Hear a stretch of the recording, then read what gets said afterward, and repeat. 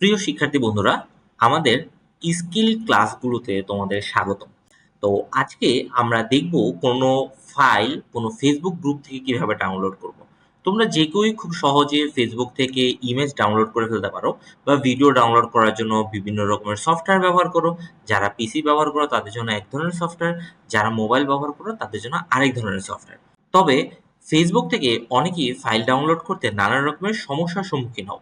আমি তোমাদের আজকে দেখিয়ে দিব কিভাবে তোমরা ফেসবুক থেকে একটা ফাইল ডাউনলোড করবে।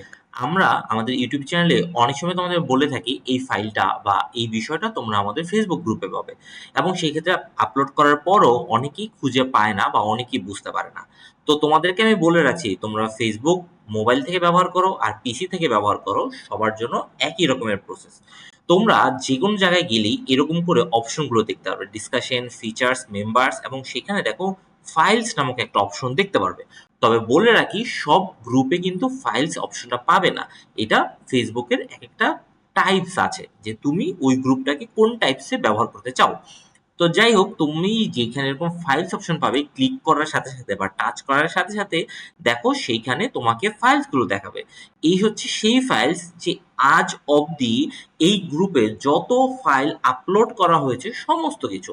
দেখো, শুরুতে ফাইলের নামগুলো দেখাচ্ছে, ফাইলের টাইপটা কিরকম সেটা দেখাচ্ছে, এবং লাস্ট মডিফাই মানে লাস্ট কবে আপলোড করা হয়েছে, কে আপলোড করা হয়েছে এবং কখন আপলোড করা হয়েছে সেইগুলো দেখাচ্ছে। তো তোমরা এগুলো খুব সহজেই দেখতে পারবে।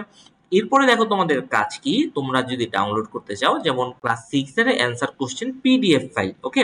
এই পিডিএফ ফাইলটা যদি তুমি ডাউনলোড করতে চাও, সিম্পল এখানে 3 ডটে ক্লিক করলে দেখো ডাউনলোড করার একটা অপশন তোমাকে দেখাবে, এবং এখানে যদি তুমি ক্লিক করো এটা ডাউনলোড হয়ে যাবে, এবং তুমি তোমার মোবাইলের বা পিসির যে স্টোরেজ আছে সেইখানে এই ফাইলগুলো দেখতে পারবে এবং নর্মালি পড়তে পারবে। তবে এখানে আবারও বলে রাখি তোমাদেরকে, এখানটা কিন্তু পিডিএফ ফাইল।